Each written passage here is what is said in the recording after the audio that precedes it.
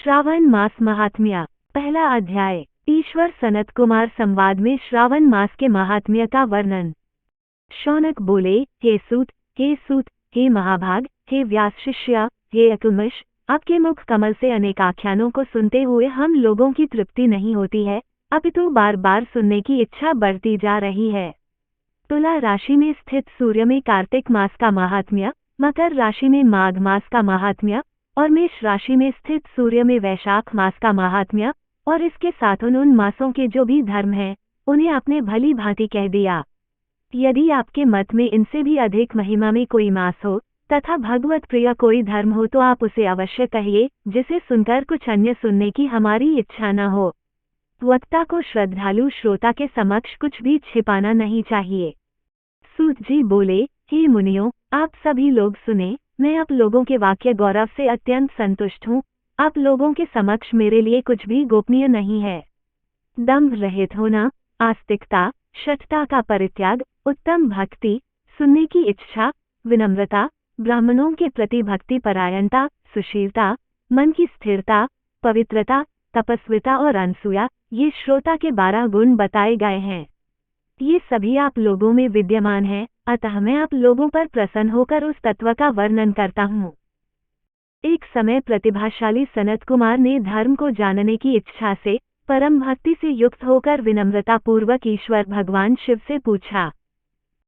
सनत कुमार बोले, योगियों के द्वारा आराधनीय चरण कमल वाले हे देवदेव, हे महाभाग, हमने आपसे अनेक व्रतों तथा बहुत प्रकार के धर्मों का श्रवण किया, फिर भी हम लोगों के मन में सुनने की अभिलाषा है। 12 मासों में जो मास सबसे श्रेष्ठ, आपकी अत्यंत प्रीति कराने वाला, सभी कर्मों की सिद्धि देने वाला हो और अन्य मास में किया गया कर्म यदि इस मास में किया जाए तो वह अनंत फल प्रदान कराने वाला हो। हे देव, उस मास को बताने की कृपा कीजिए, साथ ही लोकानुग्रह की कामना से उस मास के सभी धर्मों का भी वर्णन कीजिए। ईश्वर बोले, हे सनत कुमार, मैं अत्यंत गोपनीय भी आपको बताऊंगा।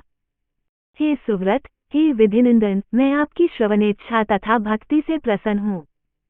12 मासों में श्रावण मास मुझे अत्यंत प्रिय है। इसका महात्म्य सुनने योग्य है, अतः इसे श्रावण कहा गया है।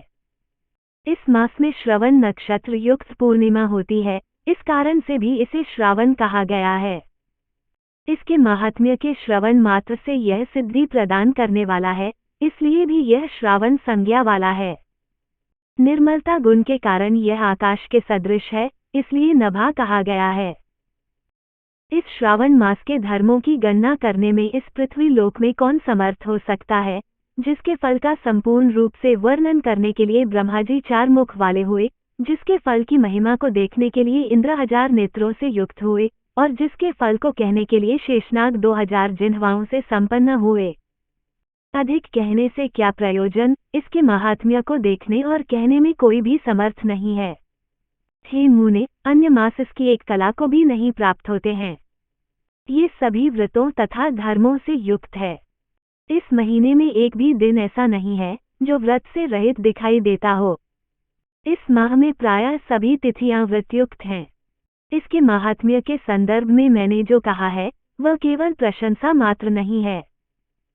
आर्तों, जिज्ञासुओं, भक्तों, अर्थ की कामना करने वाले, मोक्ष की अभिलाषा रखने वाले और अपने अपने अभीष्ट की आकांक्षा रखने वाले 4 प्रकार के लोगों, ब्रह्मचर्य, गृहस्थ, वानप्रस्थ, संन्यास आश्रम वाले को इस श्रावण मास में व्रतानुष्ठान करना चाहिए। सनत कुमार बोले, हे भगवन, हे सतम, आपने जो कहा कि इस मास में सभी दिन एवं तिथियां व्रत रहित नहीं है, तो आप उन्हें मुझे बताएं किस तिथि में और किस दिन में कौन सा व्रत होता है, उस व्रत का अधिकारी कौन है, उस व्रत का फल क्या है, किस किस ने उस व्रत को किया, उसके उद्यापन की विधि क्या है, प्रधान पूजन कहाँ हो और जागरण करने की क्या विधि है, उसका देवता कौन है, उस देवता की पूजा कहाँ होनी चाहिए, पूजन सामग्री क्या क्या होनी चाहिए और किस व्रत का कौन सा समय होना चाहिए। हे प्रभु, वह सब आप मुझे बताएं। यह मास आपको प्रिय क्यों है, किस कारण ये पवित्र है, इस मास में भगवान का कौन सा अवतार हुआ, ये सभी मासों से श्रेष्ठ कैसे हुआ और इस मास में कौन कौन धर्म अनुष्ठान के योग्य हैं। हे प्रभु, ये सब बताएं। आपके समक्ष मुझ अज्ञानी का प्रश्न करने में कितना ज्ञान हो सकता है, अतः आप संपूर्ण रूप से बताएं। हे कृपालु, मेरे पूछने के अतिरिक्त भी जो जो शेष रह गया हो उसे भी लोगों के उद्धार के लिए कृपा करके बताएं। रविवार, सोमवार, भोमवार, बुधवार, बृहस्पतिवार, शुक्रवार और शनिवार के दिन जो करना चाहिए, हे विभो, वह सब मुझे बताइए। आप सबके आदि में आविर्भूत हुए हैं, अतः आपको आदिदेव कहा गया है। जैसे एक की विधि बाधा से अन्य की विधि बाधा होती है, वैसे ही अन्य देवताओं के अल्प देवत्व के कारण आपको महादेव माना गया है। तीनों देवताओं के निवास स्थान पीपल वृक्ष में सबसे ऊपर आपकी स्थिति है। कल्याण रूप होने के कारण आप शिव हैं और पाप समूह को हरने के कारण आप हर हैं। आपके आदिदेव होने में आपका शुक्ल वर्ण प्रमाण है, क्योंकि प्रकृति में शुक्ल वर्ण ही प्रधान है, अन्य वर्ण विकृत है। आप कर्पूर के समान गौर वर्ण के हैं, अतः आप आदिदेव हैं। गणपति के अधिष्ठान रूप 4 दल वाले मूलाधार नामक चक्र से, ब्रह्मा जी के अधिष्ठान रूप 6 दल वाले स्वाधिष्ठान नामक चक्र से और विष्णु के अधिष्ठान रूप 10 दल वाले मणिपुर नामक चक्र से भी ऊपर आपके अधिष्ठित होने के कारण आप ब्रह्मा तथा विष्णु के ऊपर स्थित हैं। यह आपकी प्रधानता को व्यक्त करता है।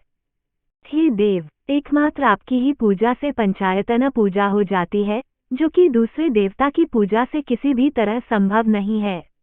आप स्वयं शिव हैं। आपकी बाईं जांघ पर शक्ति स्वरूपा दुर्गा, दाहिनी जांघ पर गणपति, आपके नेत्र में सूर्य तथा हृदय में भक्तराज भगवान श्रीहरि विराजमान हैं। अन्न के ब्रह्मा रूप होने तथा रास के विष्णु रूप होने और आपके उसका भोक्ता होने के कारण है ईशान, आपके श्रेष्ठत्व में किसे संदेह हो सकता है। सबको विरक्ति की शिक्षा देने हेतु आप शमशान में तथा पर्वत पर निवास करते हैं। पुरुष सूक्त में उतामृतत्वशेषणों इस मंत्र के द्वारा प्रतिपादन के योग्य हैं, ऐसा महर्षियों ने कहा है। जगत का संहार करने वाले हलाहल को गले में किसने धारण किया? महाप्रलय की कालाग्नि को अपने मस्तक पर धारण करने में कौन समर्थ था? संसार रूप अंधकूप में पतन के हेतु कामदेव को किसने भस्म किया? आप ऐसे हैं कि आपकी महिमा का वर्णन करने में कौन समर्थ है? एक तुच्छ प्राणी, मैं करोड़ों जन्मों में भी आपके प्रभाव का वर्णन नहीं कर सकता। अतः आप मेरे ऊपर कृपा करके मेरे प्रश्नों को बताएं। इस प्रकार श्री स्कंद पुराण के अंतर्गत ईश्वर सनत कुमार संवाद में श्रावण मास महात्म्य में पहला अध्याय पूर्ण हुआ।